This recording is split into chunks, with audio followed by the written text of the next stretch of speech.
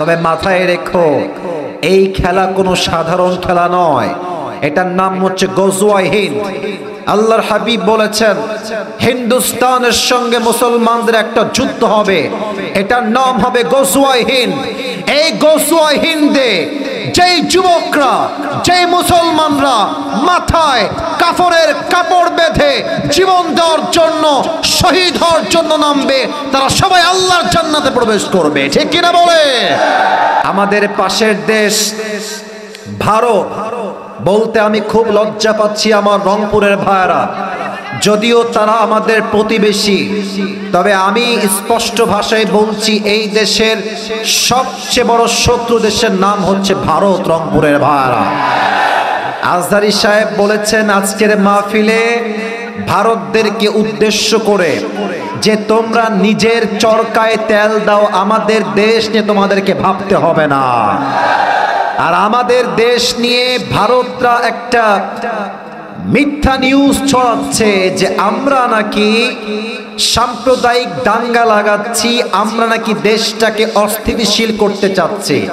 আর আমি স্পষ্ট ভাষায় বলছি, পুরো বিশ্বে যত মিডিয়া মিথ্যা নিউজ প্রচার করে তার মাঝে ভারত হচ্ছে টপ লেভেলের, 1 নম্বরে আছে রংপুরের ভাইরা।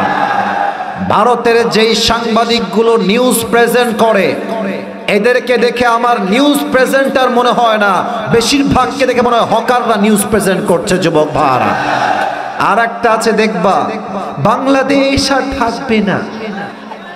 এইটাকে আমার দেখলে মনে হয় যে এই বেটা গুলিস্তানে আন্ডারপ্যান্ট বিক্রি করলে বেশি মানাতো। যুবক ভাইরা, আজহারী সাহেব স্পষ্ট ভাষায় বলেছেন, বন্ধুত্ব দেখাইলে বন্ধুত্ব পাবা, যদি যে বন্ধুত্ব দেখানোর যোগ্যতা রাখে না, সে ভালোবাসা পাওয়ার যোগ্যতা রাখে না। ঠিক কিনা বলে?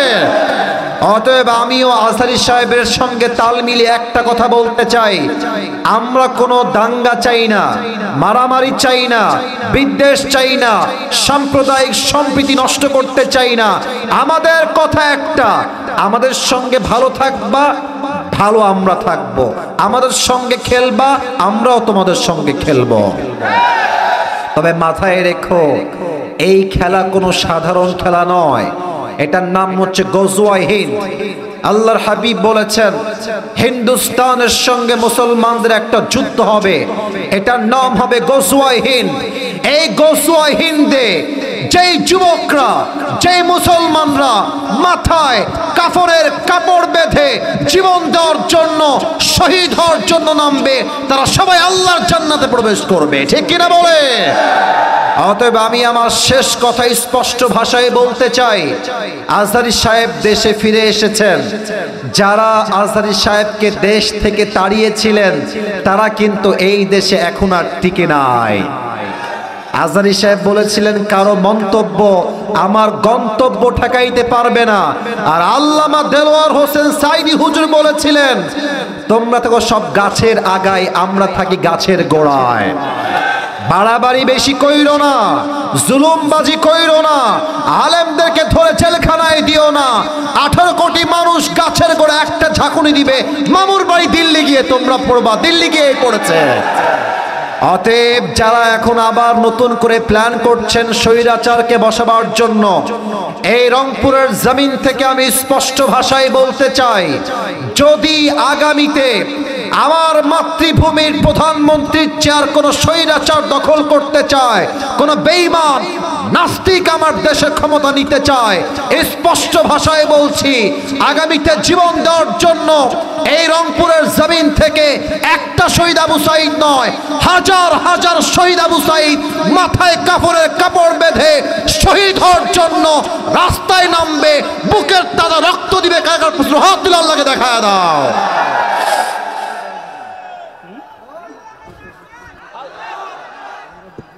আল্লাহ তাআলা এই স্লোগানকে কবুল করো, সকলে পড়ুন আমিন।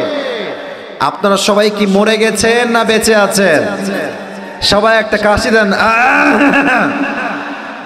আমার এই মাহফিলে যারা এসেছেন, বউ আছে কার কার একটু হাত তুলেন তো। বউ আছে কার কার? আচ্ছা, বউ আছে, হাত নামান। এবার যাদের বউ নাই, সিঙ্গেল পার্টি কারা একটু হাত তোলো। আরে আব্বারা বোঝে না রে, আব্বারা বোঝে না যুবক ভাইরা। আমি যা দেখতে পাচ্ছি 80% বেশি সিঙ্গেলরা আজকের মাহফিলে এসেছে। তোমাদের কষ্ট কেউ না বুঝলেও কিন্তু আসিফ হুজুর বোঝে যুবক ভাইরা। আমি আমার আব্বা জানদেরকে বলতে চাই, আব্বা জান নিজের পায়ে দাঁড়া, এই স্লোগান অনেক হয়ে গিয়েছে। আমি স্পষ্ট ভাষায় আগেও বলেছি, আজও বলছি, আমার যুবকদের শীত দূর হবে কম্বল দিয়ে নয়, ল্যাব দিয়ে নয়, একমাত্র চরিত্রবান বউ দিয়ে আমার যুবকদের শীত দূর হবে। রংপুরের ভাইরা, আল্লাহ প্রত্যেকটা আব্বাদেরকে বোঝার তৌফিক দান করুক, আমিন। তবে আব্বা জানরা মাঝে মাঝে বুঝলেও মেয়েরা কিন্তু বুঝতে চায় না। অনেক মেয়ে বিয়ের সময় টাকা ছাড়া বিয়ে বসতে চায় না যুবক ভাইরা। খুব খেয়াল করবো, অনেক মেয়ে আছে টাকার প্রতি এত লোভ তাদের, টাকা পাইলে টাকলার সঙ্গে বিয়ের পিড়িতে বসে যায়। আল্লাহ এই সমস্ত মেয়েদেরকে হেদায়েত দান করুক, সবাই আমিন। আমার যুবক ভাইদের কষ্টকে আল্লাহ এই শীতকালে দূর করে দিক, পড়েন সবাই আমিন। প্রথম তাকবীর দিবেন আজকে আমার প্রিয় বিবাহিত ভাইরা, দ্বিতীয় তাকবীর দিবেন আমার প্রিয় সিঙ্গেল ভাইরা। আমি দেখতে চাই কার গায়ের জোর কত বেশি। বিবাহিত ভাইরা একটা কাশি দেন, তাকবীর দেন বিবাহিত ভাইরা, লিল্লাহি তাকবীর। মাইকম্যান ভাই সাউন্ডটা কেমন ঝ্যানঝ্যান আর চিকুন হয়ে গেছে। আমি আবারও বলছি, সাউন্ডটা ক্লিয়ার রেখে মোটা করেন, মোটা বেসটা মোটা করেন। সিঙ্গেল ভাইরা তোমরা এবার একটা কাশি দাও। নাম্বারটা আপনারাই দিবেন, মিডিয়ার ভাইরা রেকর্ড করছে। I don't know anything about it, it's just totally your decision. দেখা যাক আজকে কি সিদ্ধান্ত আসে, যুবকরা পাস না বিবাহিতরা পাস, আমরা দেখতে চাই। সিঙ্গেল ভাইরা এবার তাকবীর দেন, লিল্লাহি তাকবীর। বিবাহিত ভাইরা আই এম সো সরি, আপনারা আমাকে মাফ করে দিবেন। আজকে আমার প্রিয় সিঙ্গেল ভাইয়েরা 80 নাম্বার বেশি পেয়ে পাস করেছে, ঠিক কিনা বলেন? এবার সবাই মিলে আমরা একটা তাকবীর দিব এমন জোরে যে তাকবীরের ঠেলায় আমি আসিফ হুজুর স্টেজ ভেঙে নিচে পড়ে যাব। সবাই মিলে একটা কাশি দেন,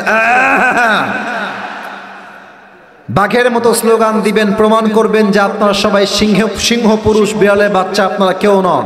সবাই একটা কাশি দেন, লিল্লাহি তাকবীর। আল কোরআনের আলো, আল হাদিসের আলো।